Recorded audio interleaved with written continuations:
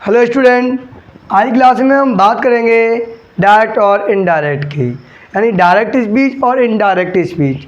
Direct speech को हम प्रत्यक्ष कथन और इनडायरेक्ट स्पीच को हम अप्रत्यक्ष कथन कहते हैं।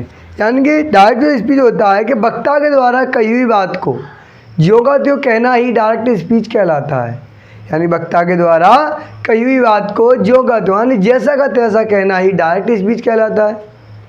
और वक्ता के द्वारा कही हुई बात को बदल कर अपने शब्दों में कहना ही इनडायरेक्ट स्पीच कहलाता है। समझ में आया? यानी वक्ता के द्वारा जो भी बात कही जा रही है उसे जैसा का तैसा कहना डायरेक्ट स्पीच कहलाता है, और बदल कर अपने शब्दों में कहना इनडायरेक्ट स्पीच कहलाता है। क्लियर हुआ ना? यानी कि और इसके जो पर्सन होते हैं वो 3 होते हैं। और डायरेक्ट स्पीच के पहले बात करते हैं। डायरेक्ट स्पीच के 2 भाग होते हैं। एक तो होता है हमारा रिपोर्टेड स्पीच, एक होता है रिपोर्टिंग वर्ब। रिपोर्टेड स्पीच को हम शॉर्ट में आरएस और रिपोर्टिंग वर्ब को हम शॉर्ट में आरवी बोलते हैं। और जो आरएस जो होता है वह कॉमा इन्वर्टेड कॉमा के अंदर वाला भाग होता है, और जो आरवी होता है वह कॉमा इन्वर्टेड कॉमा के बाहर वाला भाग होता है ना? तो बात करेंगे हम पर्सन की। जो पर्सन होते हैं वो हमारे 3 प्रकार के होते हैं। टाइप ऑफ पर्सन हमारे 3 प्रकार के होते हैं।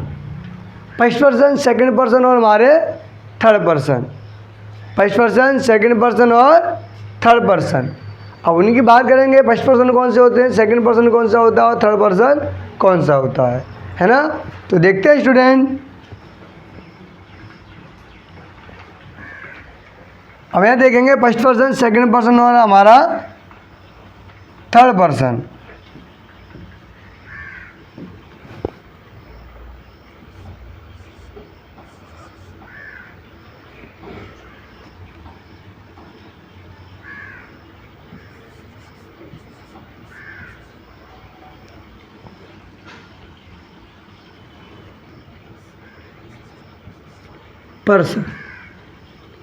पर्सन हमारे 3 होते हैं।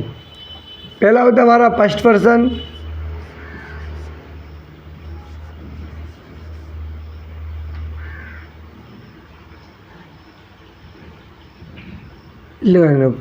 पर्सन पहला होता है फर्स्ट। सेकंड क्या किसकी बात हो रही है? पर्सन की। यहाँ होगा third. First person, second person और थर्ड पर्सन कौन से होते हैं देखते हैं उन्हें। यानी इसमें होता है हमारा सब्जेक्ट केस,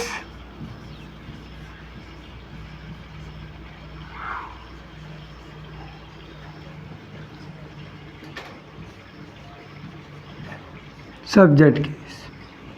इधर होता है हमारा ऑब्जेक्ट केस,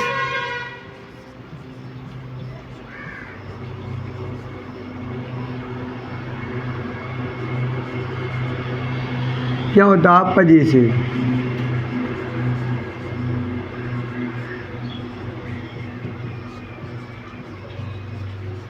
पजेसिव केस।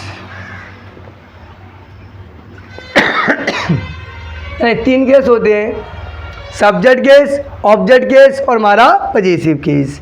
कौन से होते हैं? सब्जेक्ट केस, ऑब्जेक्ट केस और हमारा पजेसिव केस, जिसे हम नॉमिनेटिव केस ही बोल देते हैं। पर्सन 3 होते हैं, फर्स्ट पर्सन, सेकंड पर्सन और हमारा थर्ड पर्सन।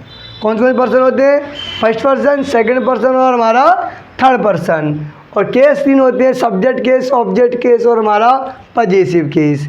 बात करेंगे हमारा सब्जेक्ट केस कौन से होते हैं देखते हैं उन्हें। यानी फर्स्ट पर्सन हमारे 2 होते हैं, आई और बी। आई और बी 2 केस होते हैं, आई और बी होते हैं। अब आई के हमारे 3 केस होते हैं। आई जो है उसके आई के 2 और, यानी आई से हमारे 3 केस हो जाते हैं। तो आई कौन सा हमारा? सब्जेक्ट केस, आई मी। कौन सा हमारा? Object case. और पजेसिव कौन सा हो जाएगा हमारा? आई मी यानी कि माई। बी का जो ऑब्जेक्ट केस होता है वो अस होता है, और इसका जो पजेसिव केस हो जाता है वो क्या हो जाता है? अवर। सेकंड पर्सन हमारे 2 होते हैं, कि तो यू होता है, एक थू होता है। लेकिन थू का कहीं यूज नहीं होता, तो उसे हम जब यूज ही नहीं है तो उसका अर्थ ही नहीं है, कुछ लिखना ही बेकार है। तो यहाँ हम सिर्फ लिखेंगे यू, सेकंड पर्सन लिखेंगे हम यू। ऑब्जेक्ट केस भी इसका यू ही होता है, और जो पजेसिव केस से होता है वो होता है हमारा योर। थर्ड पर्सन हमारे 3 होते हैं, कौन से होते हैं? ही, सी, इट, दे। कौन से जाते हैं? ही,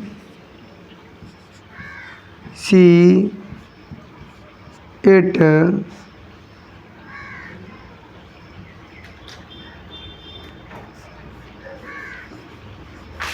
दे। कौन से जाते हैं? ही, सी, इट, दे। 3 थर्ड पर्सन होते हैं वो हमारे 4 होते हैं, ही, सी, इट, दे। और इनके जो केस होते हैं कौन से हो जाएंगे? ही के 3 केस होते हैं, कौन से हो जाएगा? ही,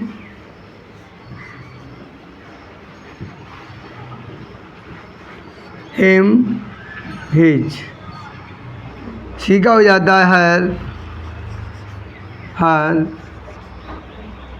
इट का हो जाता है इट, इट्स।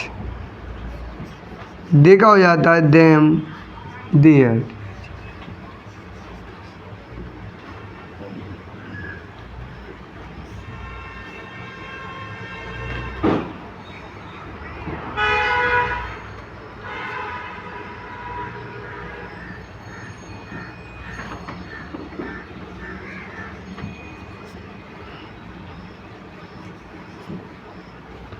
अब देखिए फर्स्ट पर्सन हमारे 2 होते हैं, आई और बी।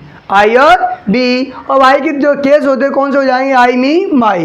बी का बी, यस, अवर। सेकंड पर्सन यानी यू का यू, योर। थर्ड पर्सन हमारे 4 होते हैं, ही, सी, इट, दे। तो ही के तीनों केस क्या हो जाएंगे? ही, हिम, हिज। सी का सी, हर। इट का इट, इट्स। दे का they, them, their. They, them, their. Clear हो गई ना? अब बात करेंगे हम आगे, जब आप डायरेक्ट में जब आएंगे तो ये हमारे आर एस वाले भाग में मिलेंगे, और जब ये आर एस वाले भाग में मिलेंगे तो इसे हम आर वी के भाग के अकॉर्डिंग हम चेंज करेंगे, और जब इन्हें चेंज करेंगे कौन से नियम आएंगे तब हम आपको लिखाएंगे आगे फार्मूलों के साथ। 1, 2, 3 वगैरह बहुत फार्मूले हैं। तो हम चलेंगे अगली वीडियो में, हम बात करेंगे अगली क्लास में निकटता सूत्र शब्दों का परिवर्तन और टेंसों का परिवर्तन। उसके बाद हम चलेंगे रूलों के, सेंटेंसों के तरफ, है ना। अगर आपको वीडियो पसंद आई हो तो वीडियो को लाइक शेयर जरूर करें। चैनल पर नए हो तो सब्सक्राइब करके बेल आइकन प्रेस जरूर करेंगे। अगर आपने इसे नोट कर लिया है तो अच्छी बात है, अगर नोट नहीं किया हो तो नोट कर लीजिए या इसका स्क्रीनशॉट ले लीजिए। Thank you.